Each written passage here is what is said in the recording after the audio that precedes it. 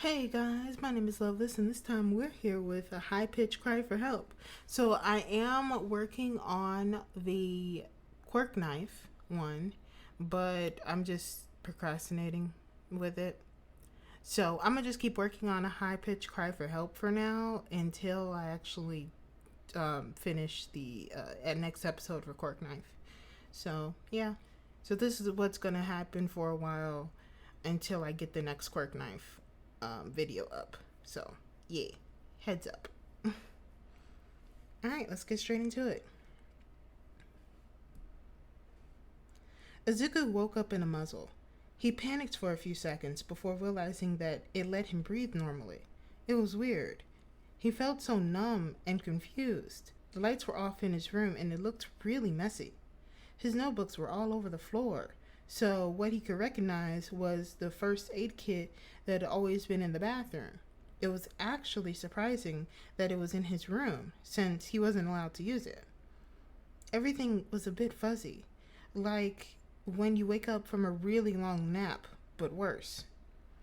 It was as if the air was heavy, the bed sticky. He identified it as what happened after eating something that was really bad, or when you have a cold and no one helped him change the covers. Maybe he got a fever? He was alone, but there were multiple murmurs outside. It felt like he wasn't supposed to be even able to hear it, but he could. Zuka tried to sit straight and stand up. However, his legs gave in when a sudden pain climbed through his back. It wasn't all a dream then. It really happened. What exactly happened? Being careful of the glass shards, he stood up with the help of the bed frame. His first reaction was to try to pull whatever was on his face off, only growing more frustrated when the metal piece started digging in deeper into his cheeks and his nose bridge. What is it?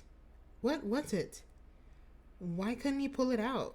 Walking up to the only mirror that was in his room, an old All Might hand mirror that he had treasured for years, he tried the best of his ability to see what the odd thing was on his face.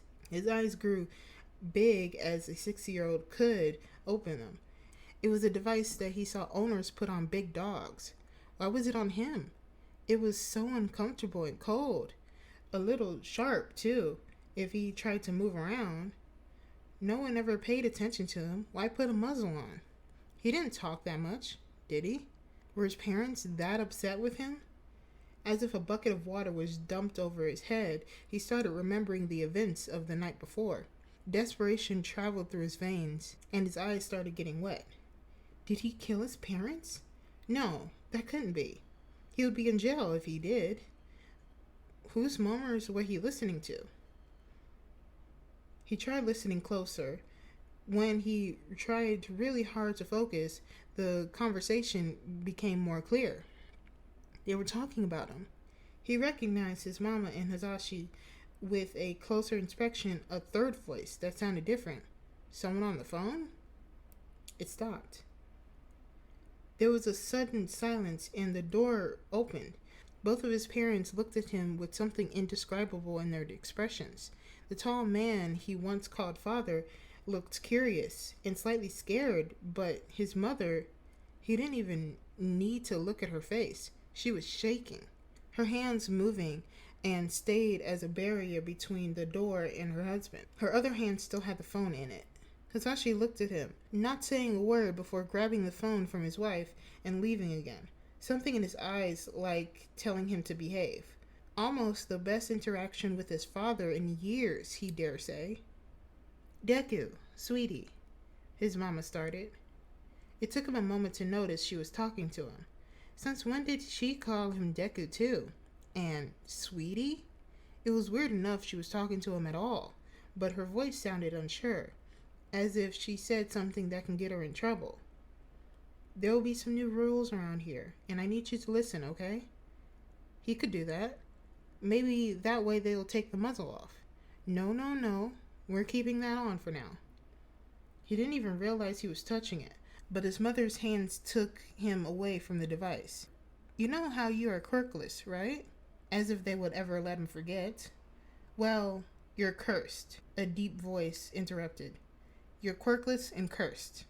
Cursed?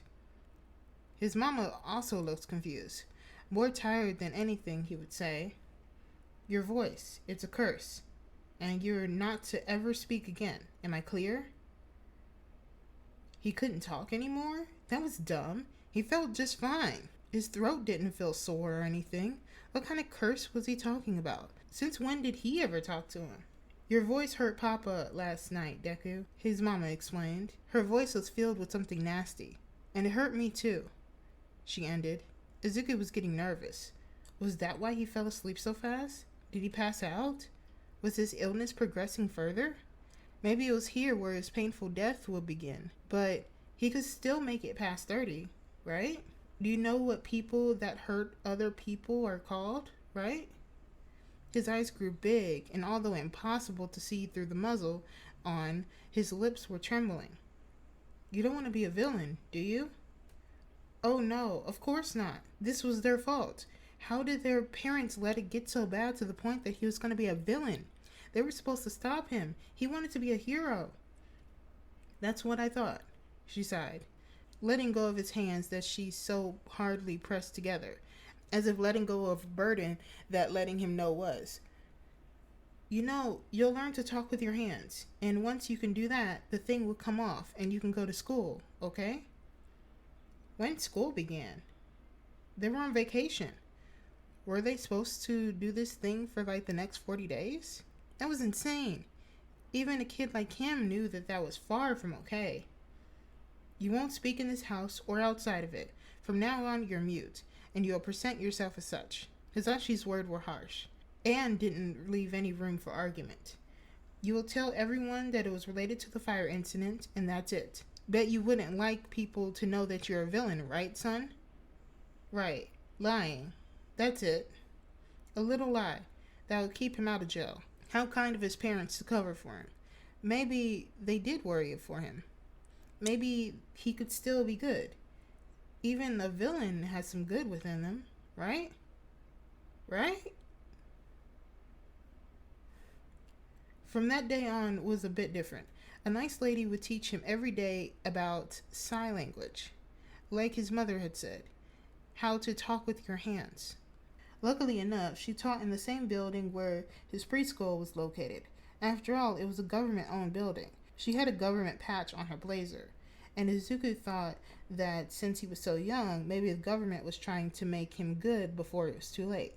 He was a bit scared of being taken to jail first, but the lady said that she wasn't a policeman, nor did she have any contacts with any kind of department.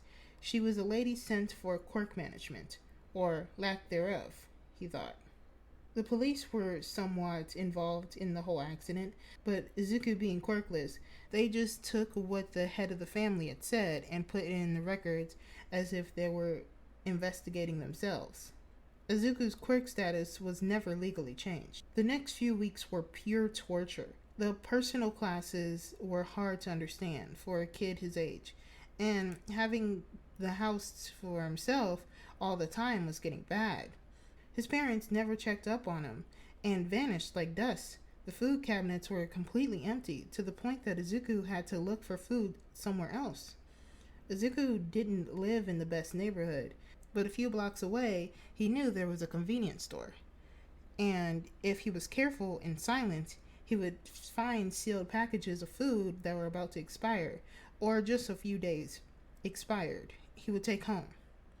At first, he had to break the food into small pieces and maneuver them through the muzzle to get the pieces to his mouth. The device was tight, but he grew used to it, and only 3 weeks the nice lady took it off permanently, although the poor woman was under the impression that he was put in it for their sessions. She told him that he was doing fairly well and he recommended not speaking for the time being, or to start doing it by himself at first. Young Izuku thought it was a trap, maybe to prove that he really understood that he could do damage. He stayed silent, always having a notepad and pencil to communicate with others. Even though he didn't have to talk to anyone, not even when he started going back to school again. They mocked him even harder now, being quirkless and mute. There was nothing much he can do. He was afraid of having the hiccups. He didn't want to hurt anyone. He still remembered the blood in Mama's ears. He really missed her. He wanted to see her. Having no contact with people was hard.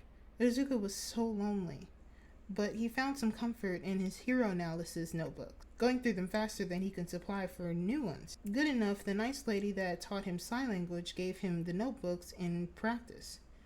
And since he was getting so good, she had no questions every time he asked for new notebooks. He was a liar anyway, so what if he added another lie about what he used so many notebooks for? A few months of school later, the lady stopped coming to teach him. Izuku was sure he had the knowledge to communicate what he needed, and when in doubt, he could always spell the words he wanted to say. But he wasn't sure a few months was enough to teach him a whole language. Although he wasn't sure it was bored, even when the teachers would still ignore him and tell him to speak up. It was okay.